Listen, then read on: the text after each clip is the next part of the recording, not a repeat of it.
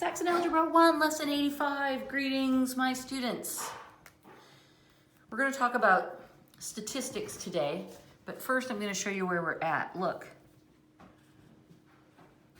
we have this week, next week, and the following week before our spring midterm.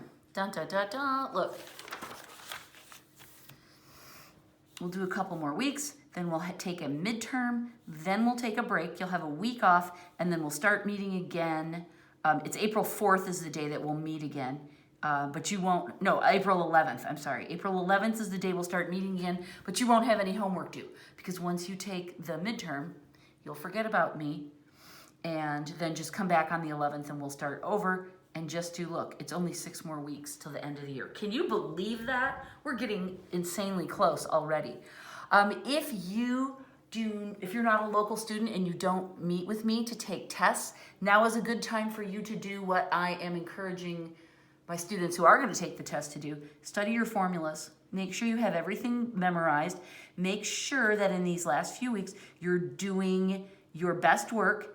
Be careful about relying on the solutions manual. Really wean yourself off that and make sure that you can do all of this work that we've studied without too much help from the solutions manual. Ask me any questions about certain kinds of problems. Just tighten up and get ready for that test now so that you don't have to study here in the last few days before it.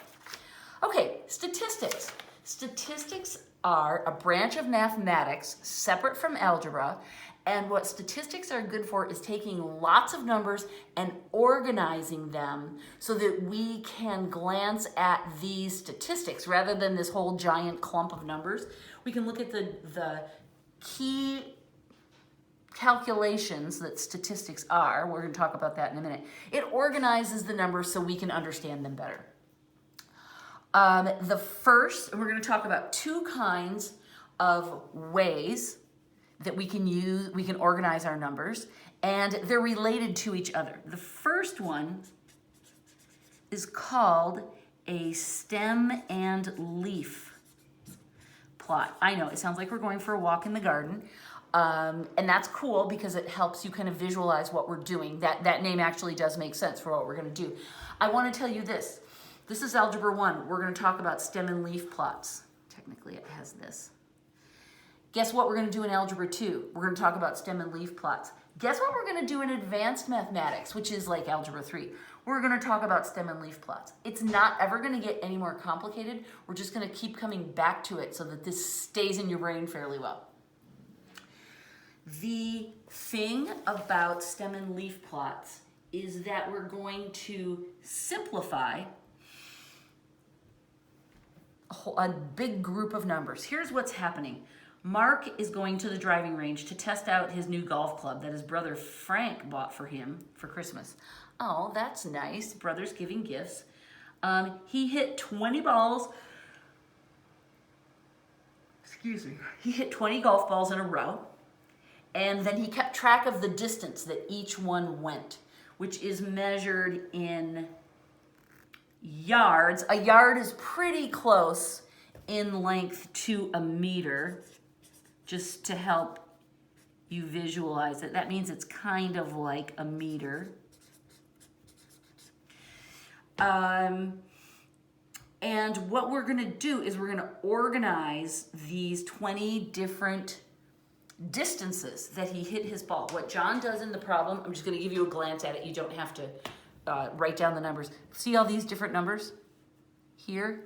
Those are the different distances he hit the ball in yards or meters.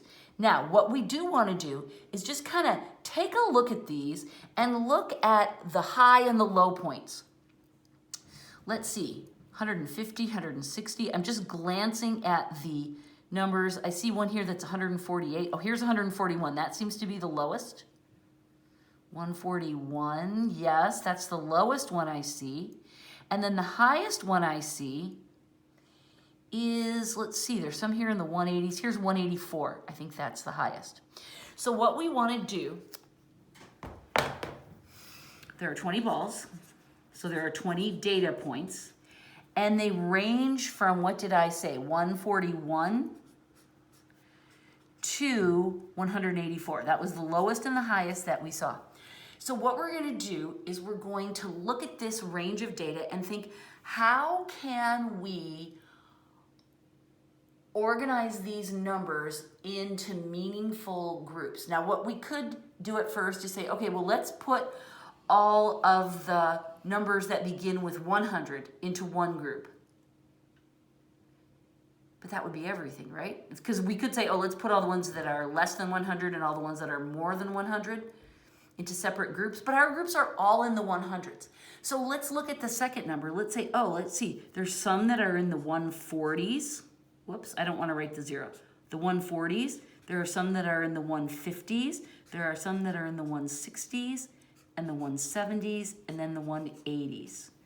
We can break down these 20 balls into 4 groups in order to organize the data better. So this is what we call our stem.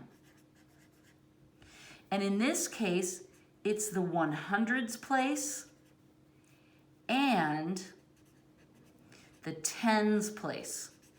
So we're using both of those as our stem, right? The 100s place and the tens place. Now what we do, so for our first step in this project, number 1 is decide on a useful stem.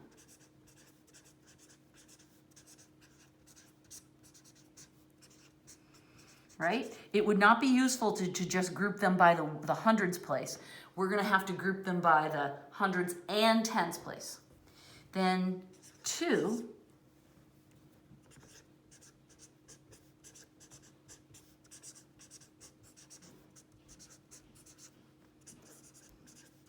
we're going to sort this data out into the stems. Here's the way we do it. I'm going back to the list in the book. You can't see it, but you'll have to trust me. If you do have your book, grab it, open it to 353. The first number is 150. So we go to the stem with the 1 and the 5, and we write 0. That represents 150. We go to the next number in the list, 165. Okay, so we go to the stem of 16, and we write 5. See how we're recreating the list of numbers by writing the ones place in the underneath the stem. These are the stems, these are the leaves. What? 176, 176, 148, 181, 173. Now you see why I didn't want to write that number. I didn't want to put a 0 there. I want it to include the zeros, but also every other digit with a 1-4 in front of it. Okay, what did I say? 173, 162, 175, 174, 167. That should be 10. 1, 2, 3, 4, 5, 6, 7, 8, 9, 10. Okay, good. We haven't lost any yet. 168, 169, 170. So I put the 0. For this one, I'm going to have to start another column, right? 170.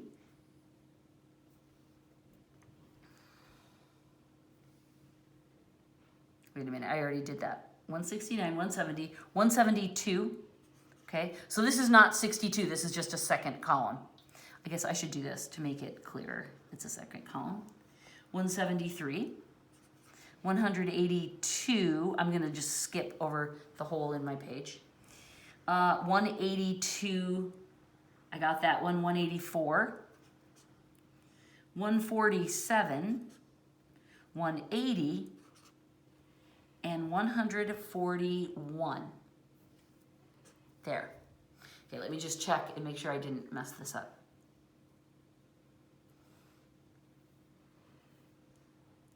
Beautiful, a 2 and a 3, 1, 2, 4. Okay, so these numbers, this part,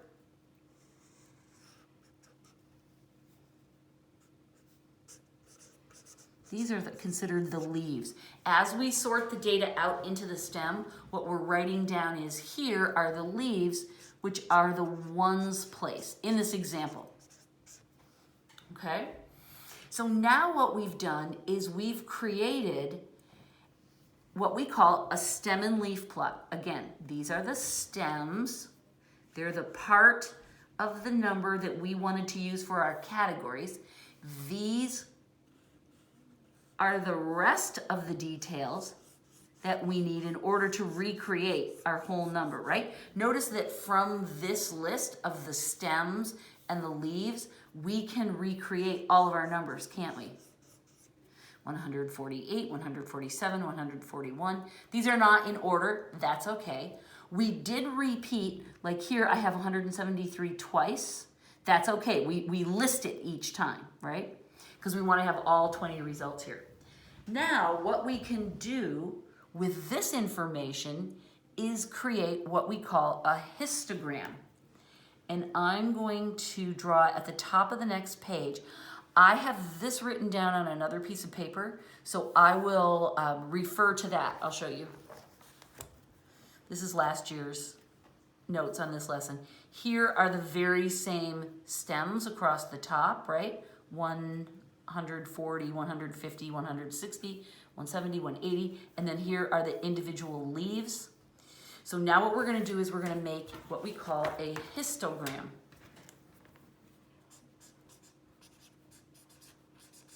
Which is just a simple graph that reflects this information. Now, what we need to know is, here, let me show you the part we already do know. Along the bottom here, I'm gonna write our 5 stems, right? How many stems do we have? 1, 2, 3, 4, 5. Okay, so I'm just gonna kind of arrange them along here. It's like a number line, so I'm gonna try to evenly space them, but I'm not going all the way back to 0. So these are, and I can write here, I'm gonna write it as an actual number, our stem. I'm gonna put the zeros in.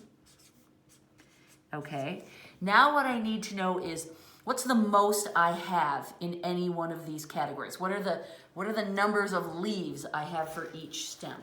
So I can go back to this other list of mine and I see, well, 170's got the most, right? 1, 2, 3, 4, 5, 6, 7. So I need to make sure that my histogram can go up that high. So I'm gonna go 2, 4, 6, 8. And I'll fill in the other numbers, why not? 1, 2, 3, 4, 5, 6, 7, 8. Okay. Now what we're going to do is for each stem, I'm going to count how many leaves we have. 1, 2, 3. And then I'm going to draw a bar that goes up to the proper number. We have 3 leaves within the 140 stem. So that's why I made it go that high. And then we can write the actual leaves in there. That's a 1. It looks like it goes right into the little bar I made. Okay, so now we can see, oh look, at 140, we had 3 balls hit within the 140s. It was 148, 147, 141. We don't have to put these in order, but we can. Within the 5s, the 150s, we just had 1. It was at 150, so that's just gonna go to here. I'm going to put a 0 there. In the 160s, 1, 2, 3, 4, 5. So the 160s are going to go all the way up here to 5. So that's this line. And 5, 2, 7, 8, 9. The 170s, that's the one where we had the most, right? I'm counting those up, I get 7. So that's gonna go all the way up to this line. And that is, notice I'm not worrying about putting these in order.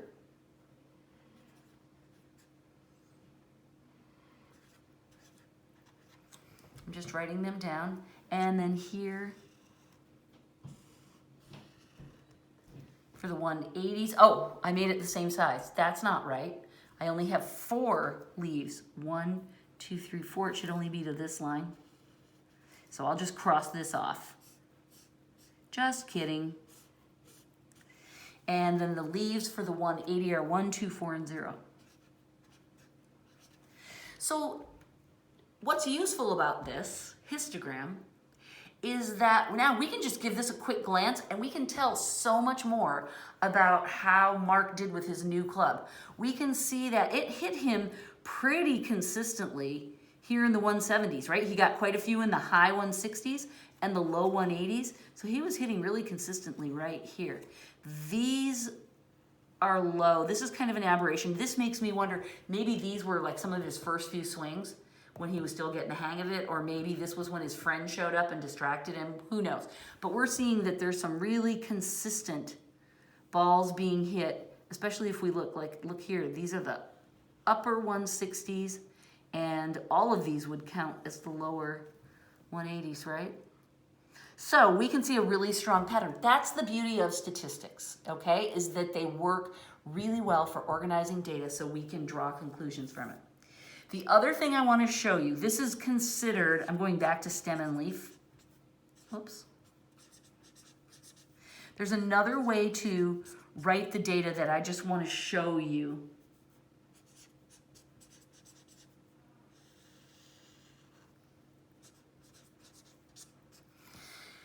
Before, I listed the stems across the top, and then we made columns of the leaves.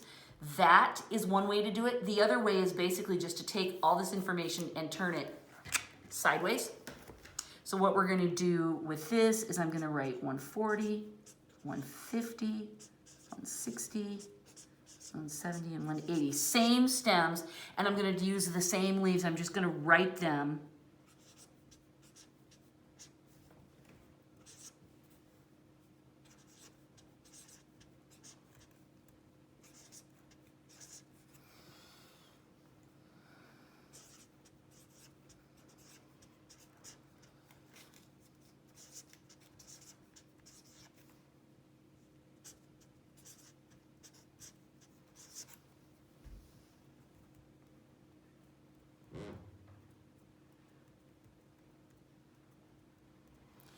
Okay, all I did was I just wrote this with the stems over here on the side in a list and then the leaves being listed in the same row. I'll tell you why I like this format better, because each leaf sits separately in its own row, right? They're listed in a column, so they're going down. This, I don't like all these commas, to tell you the truth. It just looks messy and confusing. I don't like this sideways format specifically because I don't like the commas. I would rather make a nice list going down that way. I also think, let me slide this up a little and see if you can see. When I set up the stems this way and then listed the leaves down here, that's kind of like an upside down histogram. Here, I'll show you on last year's histogram. What I was able to do then, this is set up perfectly so that then I can write the histogram. All I do is I move the stems down to the bottom instead of the top, and then I list the individual leaves up above instead of down below. See, it's just, I just kind of take the whole thing and flip it over. If you write your stem and leaf plot using this format, you have to take it and turn it this way to make it into the histogram, right? The stems are not going down, the stems need to be turned and go across, right? The leaves were going across, now they need to be turned into columns. Going from this format to this is more confusing, which is why I like to set it up the other way. But John is into this, so I wanted you to be familiar with this way as well. Okay, let's do just a couple more problems.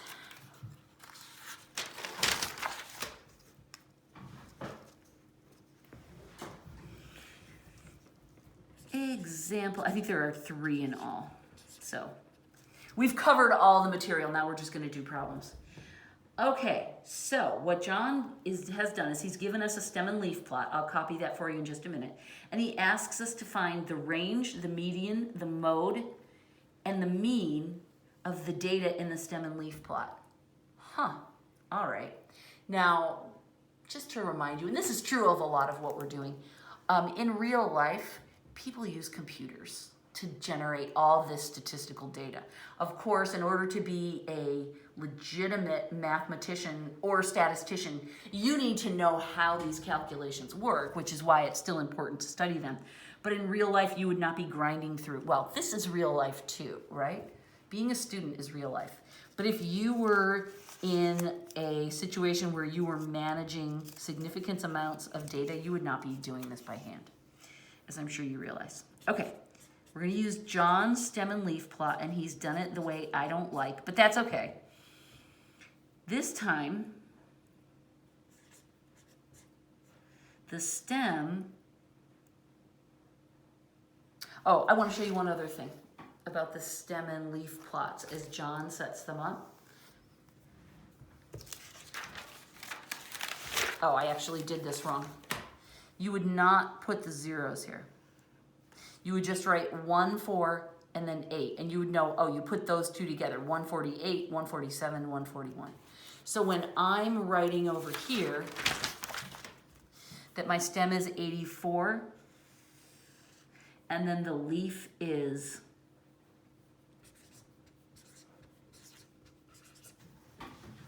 like so, we know it's 848, 849, 846, 848, okay? So we don't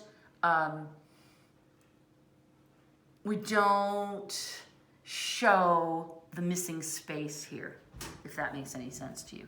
What we're gonna do is we're gonna convert this into numbers in just a minute, so you'll understand. Notice that the leaves are not in any particular order, and we do repeat the leaf if that is what the data is. Nobody's telling us what these numbers represent, which makes me a little sad. I say they are the total that the family spends at Costco each time they go there. $848, $849, $846, $848. That does not seem unrealistic to me. Okay, and then here's our last stem, 87.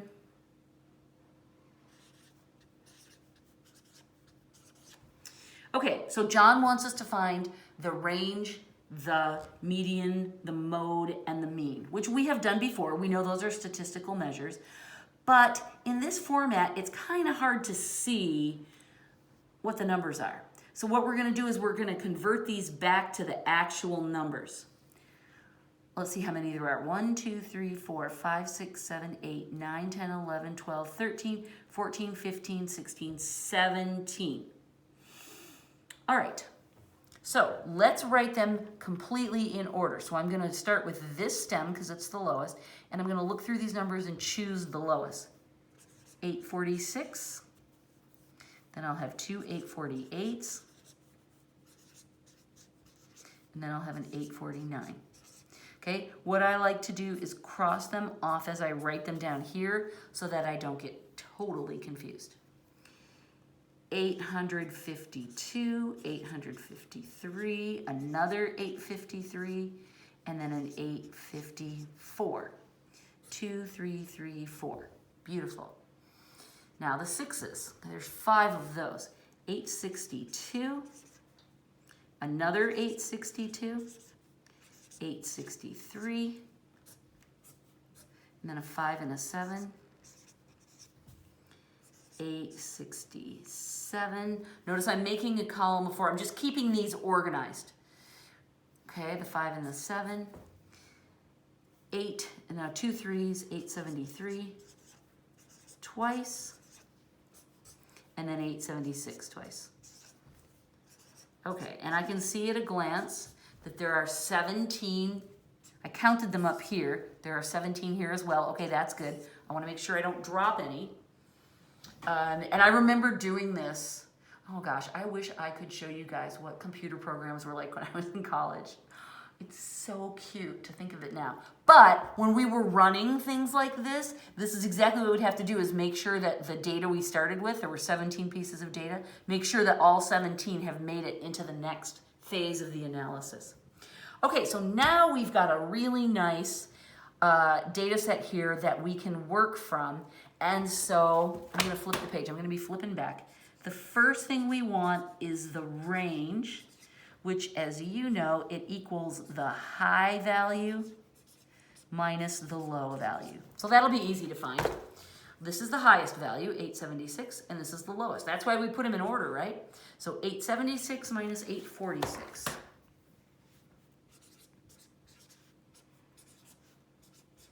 And that gives us a range of 30. I'm just gonna box that right there. Okay? So these calculations we've already done, and so we're kind of familiar with them. You probably forgot them by now, but that's okay. Range is the high minus the low. I'll tell you, the median is the one that's in the middle. If we have an odd number of data in our set, then we just choose the actual middle one. If we have an even number of data in our set, we have to take the average.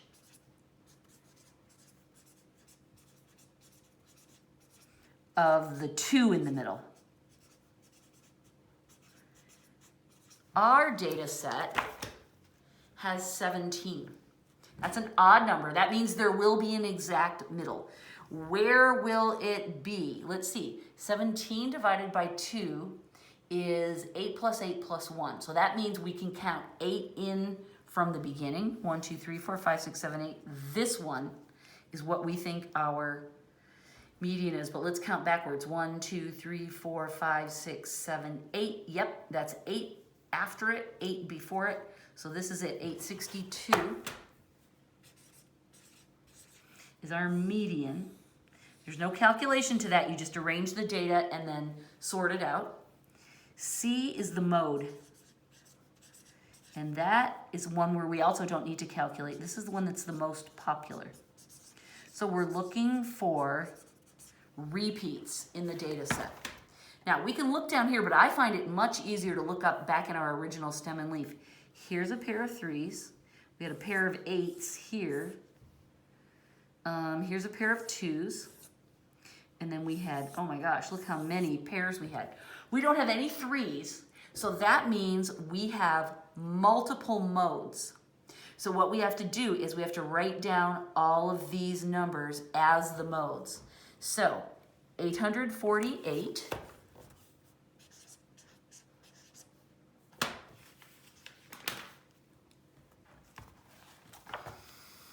853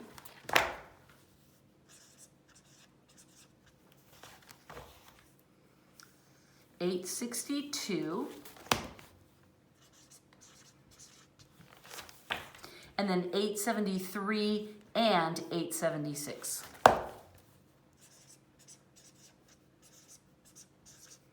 All of these are the mode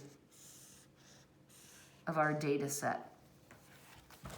Okay? You can find them by looking here. Right, here's 2 8s, here's 2 3s, whichever's easier for you. To me, it's just a little bit easier to check to find the patterns up there, but that's just my preference, okay? Now, you know what we're left with. UG, D, the mean.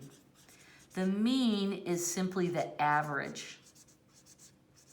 Just like old school, calculating the average. So we have to find the total and then divide it by the number of numbers. And I'll tell you what, I'm not gonna add this up by hand. I will tell you that right now. It is going to be the total. You can use a calculator for this. Double check your work and make sure that you're not introducing any crazy little mistakes. It's 14,620 divided by 17, and that equals, let's do it on the next page. I want you to do the division by hand. You can do the adding with the calculator. 14620 divided by 17. This is good for us to practice. Okay. 17 doesn't go into 14, so I'm going to have to figure out how many times 17 goes into 146. Okay. That's a hard question. If we pretend this is 15, it's kind of like 15 into 150. Kind of, right? That would be 10 times. But we know 10 times is too many, right? Because 17 times 10 equals 170. So let's subtract 17 from that. That would be what, 153. That would be 17 times 9. That's still too much, so I'm going to try 17 times 8, which would be 136. All right, let's try that. So I put the 8 up here. 8 times 7 is 56. 8 plus 5 is 13. Let's subtract 120. All right, well, I can see that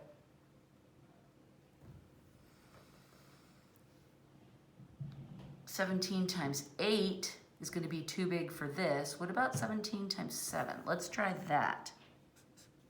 Oops, that's in the tens place.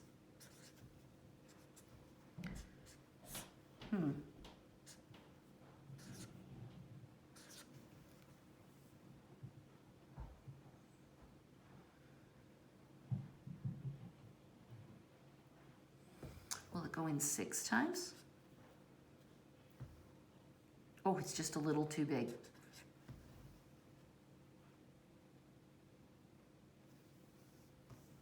I think I did something wrong.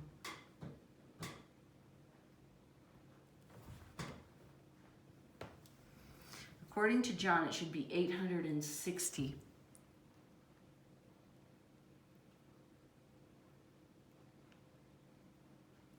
I made a mistake here. Here, let me start it over. Right? Sometimes you just want to take a fresh start. Okay, the 8 I know is right. 8 times 7 is 56. 13.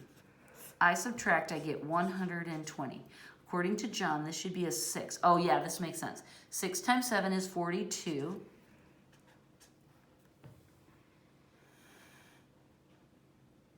Oh, I see what the problem is. I subtracted wrong. I forgot to bring down that 1. That's what I did wrong. Okay, so this is wrong. Never mind. 6 times 1 is 6 plus 4 is 102. There it is. Okay, so now I'm done. And there's my answer, 860. Woo! That was a rough one. Happens to all of us. That's why we need to keep doing those calculations by hand. So this equals 860. And that is the mean. Look, I'm going to draw a fancy box that connects my answer to the name of the answer. There. Guess what? We got them all right. I needed John's help with that long division, though. That went sideways on me. Okay. So, what the point of this one was to show you that from a stem and leaf plot, we can recreate a data set and then do those old calculations on it. All right, one more. Are you with me?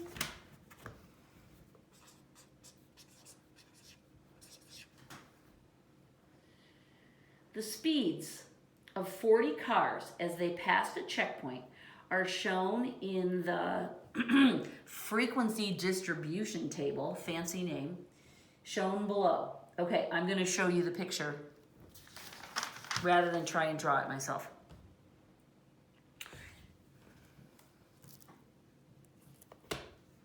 So here's what we're looking at down here.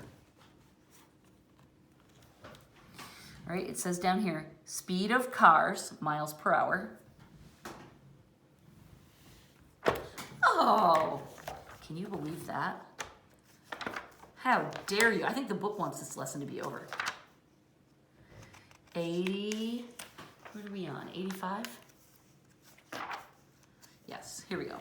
Sorry, my book has a little bit of an attitude today. All right, I'm pushing it up a bit because we're looking down here. We don't need that. Speed of cars, miles per hour. 25, 30, 35, 40, 45, 50, 55. Okay. Frequency number of cars. Okay, so this we're checking the speed of cars as they passed a certain checkpoint. How many cars had a speed greater than or equal to 25, so that would be starting here, and less than 30? Okay, so that's going to be these guys right here, right? They're 25 or greater, but less than 30. And we can see by reading across, that number is 4. And that's the answer. Okay. What's the next question? What was the mode interval? Mode means the most popular interval, right? And we can just see by looking at it, well, this is the highest one, and that's between 35 and 40. And that's correct. What percent of the cars drove at a speed of less than 40 miles per hour? Okay, here's 40. So we're not including this group, but it's the first 3 bars. What percent of them?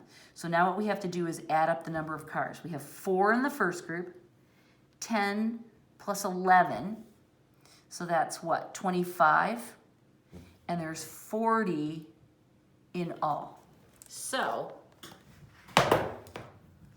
let's just write down the answers. A, what did we find? Oh, cars traveling between 25 to 30, that was 4.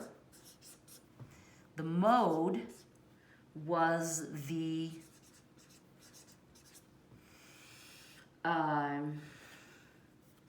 35 to 40 group.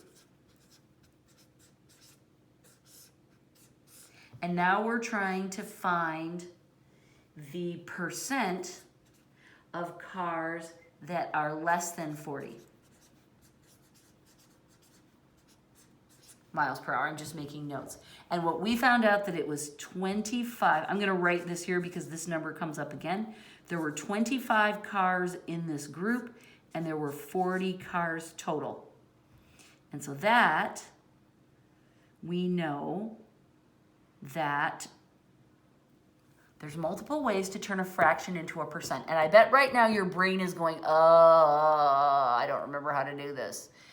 If we can make the denominator easily adjust into a 100, we can do it in our heads. 40 doesn't go so easily, right?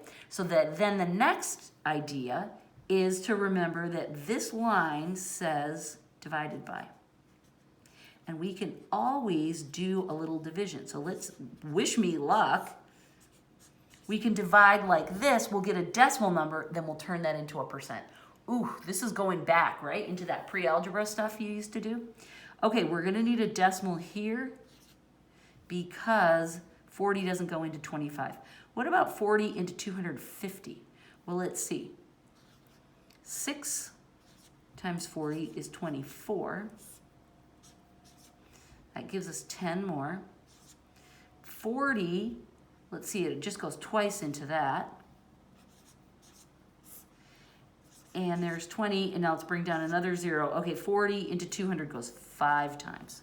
So what that tells us is that the percentage would be 62.5%, because remember, percents are always those 2 digits, and then we put a decimal there, right? Because it's per 100th. So we put these 2 digits, and then we put that one behind a decimal. This is the right answer. Okay? So we can use this data, once it's organized into a stem and leaf or a histogram, we can use this information also to generate answers. And what we didn't do in this one, we didn't put it back into all that raw data, right? We didn't reorganize it back into a group of numbers like this. We were just able to work right off the histogram. So once we create these statistical summaries, we can use them to answer questions as well. Okay, guess what? 85 is done. That might have sort of annoyed you. You might have sort of liked that lesson. It was a little break in the action from algebra, but now we're going to go back to algebra after this, in 86. So, yay or nay, I don't know how you feel about it. I love it all. Oh my gosh, lucky me. Okay, see you next time. Bye.